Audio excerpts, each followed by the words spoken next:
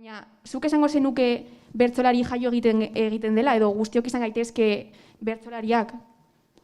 Nik uste dut baietz, urte askoan egonda behar bada beste diskurso hori ez, jaio egiten dela edo dela zerbait esentziala, baina nik uste dut bertso eskolei esker, eta bereziki Xabier Amurizak ekarri zuen ideia hori ez, erakutsi egin daitekela bertxotan, erakutsi daiteken bezala edozer, ez? Futbolean, euskaraz, edozer erakutsi daiteken bezala. Lehen zegoen ideia horrekin, ez? Bertxolaria jaio egiten da, klaro, lehen hori izaten zen, baina bakarrik gizonak jaiotzen ziren bertsolari, ez? Orduan, bertso eskolei esker ere, bertsolariaren figura edo burura etortzen zegoen irudi hori aldatu da. Beraz, azaldu alduzu mesedez bertso bat egiteko osatzeko prozesua? Ideia hori entzuten dugunean, pentsatu behar dugun lehenengo gauza da, behar bada jakingo duzue, azkenengo puntua. Baina azkenengo puntuan, kabitu behar du, esan nahi dugun ideia horrek. Esantu nahi zela, eta erabaki dudala, lotan jarraitzea. Agian, azken puntuan esango nuke, ez naiz klasera berriz joango, jada badakit guztia. Orduan, hau baldin badukago azken puntuan, errima badakizu zein izango litzateken esaldi hortan, guztia. Gai izango ginateke guztiaren rima batzuk esateko? Adibidez, bustia, eguzkia, beste bat. Ausartia, beste bat. Bale, torun hasiko nitzateke, azken hau gordeta buruan, euria entzun dut nire leiotik, ta lurra dago bustian, goizeko seirak dira oraindik, ez da irten eguzkia, berez klasea dut lehen orduan, ze alpergura handia, enaiz klasera berriz joango, jada badakit guztia. Ez dakit bertsoa zenbateraino jarraitzen duzuen, txapelketa da bertsoaren atal bat bakarrik. Euskal Herrikoa izaten da urtean behin, eta gero probintzietakoak edo. Nire ustez da, bertsolaritzatik urrunen dagoen, momentu askotan urrunen dagoen disiplina edo, ezakit. Beste sentsazio batzu daude, batzutan baita ere ederrak direnak, baina askoz estremoagoak. Txapelketa da pixkat hori, eskatzen du, askoz konzentrazio handiagoa, askoz, zure lekuan egotea, eta askoz entrenamentu gehiago. Nola pasatzen zarete rol batetik bestera hain azkar? Nik uste dut, beti bertsoa ez da antzerkia, edo ez gara aktoreak, ez gara ez mozorrotzen, ez dugu izenez aldatzen, zuek ikusten hau zuen nerea, naizen bezala eta naizen hau, ez? Orduan, Putinen papela hartzen badut ere, ezin dut nire gorputza eta nire ahotsa ezkutatu. Zuek ikusten duzue Putin nerearen filtrotik edo nerearen kristaletik. Orduan, beti dauka, zure izaeraren parte, gehi zure iritziaren parte. Asmatu behar duzu ekartzen leku batera zuretzat erosoena dena, eta zuk benetan ze iritzi daukazun horri buruz, aurretik pixka bat pentsatuta ere izan behar duzu. Rap asko entzuten dut, gainera badago rapa ere euskeraz, naiz eta, ez den hain edatua behar bada.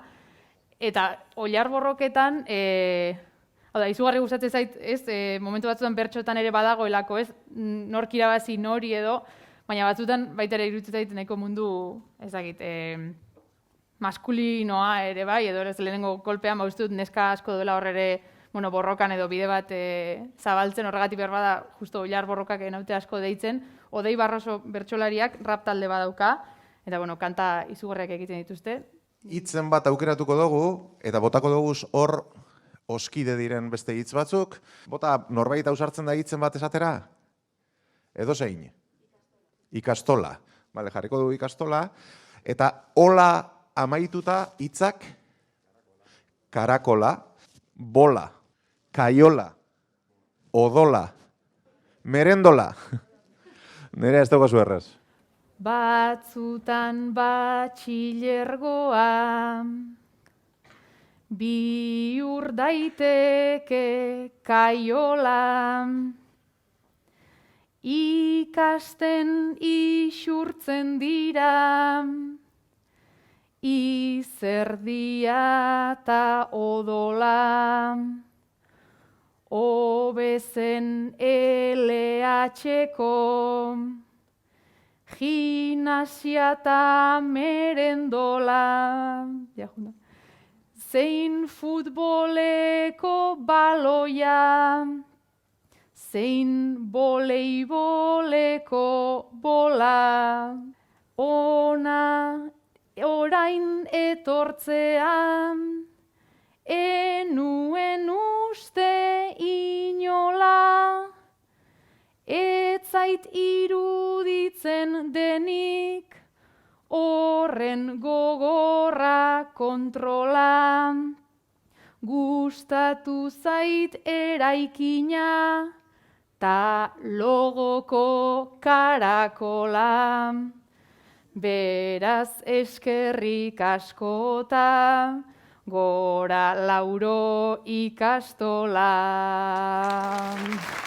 Garuna ikertzearen kontua, eta bar, ezagit azkenean zertan geratu zen, edo uste du jarraitzen dutela, batez ere, bi hizkuntza hitz egiten ditugun personen ikerketa asko ere badaude, ea nola igarotzen da garen bi hizkuntzetatik batetik bestera, gehi bapateko kontuan. Ez dakit, nik personalki ez dut uste supergizaki batzu garenik, edo ez denik gauza bat, pixka bat denok landu dezakeguna beste modu desberdin pila batetan. Egia dela, edo badago behintzat zurrumurru bat edo, bertsolari heldurik ez dagoela Alzheimerrik daukanik, momentuz. Edo behintzat bertsolari historikoen artean, inork ez duela izan dementzia edo ahaztura edo... Erabakiak hartzerako orduan sortzaile izateak lagundu izan dizu? Eta gainera bakizu zertaz konturatu nahi zen, eta zuek ere zenbat eta lehenago konturatzea hobe, inoiz ez dira amaitzen erabakiak. Hau da, guri iruditzen zaigu, edo uste dugu, aukeratzen dugu batxierrekoko adarra eta erabaki dugu, eta aukeratzen dugu karrera eta erabaki dugu. Baina ez da hor amaitzen ezer, ze bidean damutu zaitezke, konturatu zaitezke, hau etzela bidea, beti dago konpontzen aukera, edo batzutan ez, bizitza da erabakitzea. 16 urte dituzu. Udan hondartzan zaude lagunekin, eta uretan sartzeko proposamena egin du lagun batek. Lagun guztiak uretara abiatu dira, baina zu toallan gelditu zara. Ez zara usartzen joatera, eta jende guztiaren aurretik pasatzera zure gorputzarekin gustura ez zaudelako. Denak biluzik goi eta be, tripa zein bularretatik, ni uzkurtuta ta lotxatuta, begiratzen toallatik, txikitu egin nindutelako, hainbat kritika kezkatik, ta gorroto hau ikusi ostean, une honetan ez dakit, nire begiek zenbat daukaten, besteen begiradatik. Hondartza baten dena agerian, ta nola bete adorez, naiz prestatuta etorri naizen, nire bainu jantzi morez, hementxe nago sabelta iztar, dena ia ezin gordez, eta ez dakit nola jarraitu, ondo dagoen edo ez, nire gorputza etxaitzat hartuz, laguntzat tratatu ordez.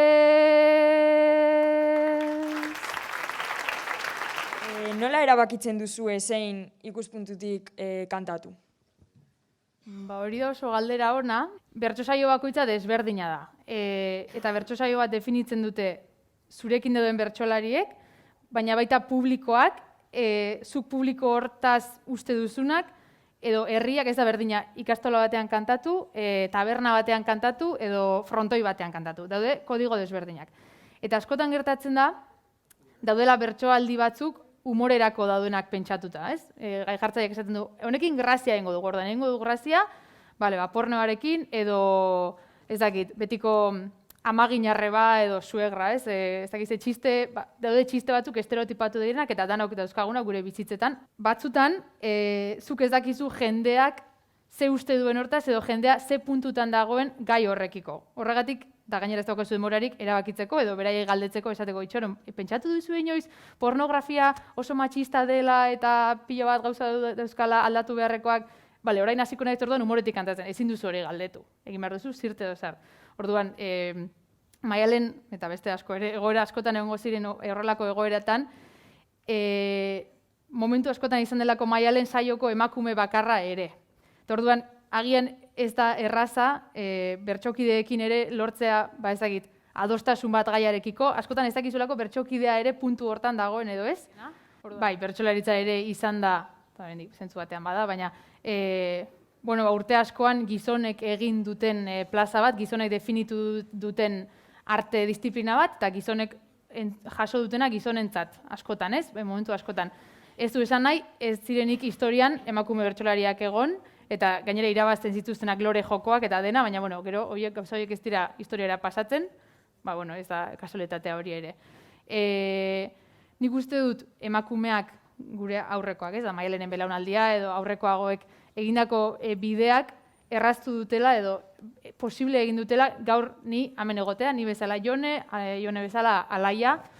Zelan prestatzen dituzu gaiak, eta, bestea da tertuliakidea eta iritxe maila zarenez, ze ezaugarri behar ditu tertuliakide batek. Gaiak askotan ezin dira prestatu, ze gaiak astero aldatzen dira bizitzan eta munduan, eta orain da Ukrania, eta orain dela 3 aste izango zen beste gauza bat munduan, gero da Euskal Herria, gero da mundua, orduan daude milaka gai. Batez ere prestatzen ditugu edo pentsatuz zuk ze iritzi daukazun gutxi gora bera munduari buruz, edo ez dakit, azkenean beti daude ardatz batzuk, eta gero iritzi emaileza, eta irratian eta ibiltzena, izazak, nire buruare eskatzen diodana da, ni pentsatzen duanarekiko koherentea izaten saiatzea, eta batzutan esaten ausartzea ere baize, batzutan ez gara ausartzen, eta bertsoak ematen dotzu, hizkuntza hortan sakontzeko aukera, ez bakarrik hitz berriak ikasteko aukera, gehiago inporta izaten hizkuntzak berak, edo gehiago inporta izaten komunikatzeko duzun modu horrek, gero uste dut askotan errealitate desberdina daude, ez da berdina, Markina Esemeinen jaio hasi eta bizi, eta hor euskeraz inguratuta egon, edo beste leku batean hasi, eta behar bada, militantzia are handiagoa egin behar duzu zuek euskeraz bizitzeko, ez daudelako agian hainbeste, ez dakit, euskaraz lasai hitz egiteko eremu, edo ez dakit. Sentitzea euskara badela tresna bat, zure bizitzako arlo guztietan, erabil dezakezuna hasi klasean, baina hasi zure, berdin dio, ligeekin, eta zure bizitzako esparro guztietarainoko registro guztiak eskaintzen ditu, euskarak denak eskaintzen ditu. Kontua da, ez badukazu eskura edo ez badaukagu behar beste referentzi. Edo zer emon dio literaturak zure bertsogintzari edo emoten dion momentu honetan? Nik uste dut ematen diola edozein arte disiplinak elkarri ematen dioten hori. Eta da, momentu batzutan munduari begiratzeko modu bat edo edertasuna bilatzeko modu bat. Ez nik irakurtzen badut liburu bat oso ederra edo daukana pasarte bat emozio bat deskribatzeko oso ederra iruditu zaidana, ja ez da bakarrik ematen dizkidala hitzak hori definitzeko, ematen dit perspektiba bat. Txapelketa prestatzen ari naizenean oso ondo aukeratzen dut ze liburu ari naizen irakurtzen. Balio badizu, erantzun horrek. Ikasle talde gaztea, jatorra eta askea, fina edo desastrea, zoriontsu izan talasai hartu, ikasketen nahastea, hizkuntzarekin zein zer nahirekin, baina ez ahaztu jolastea. Baina ez ahaztu jolastea.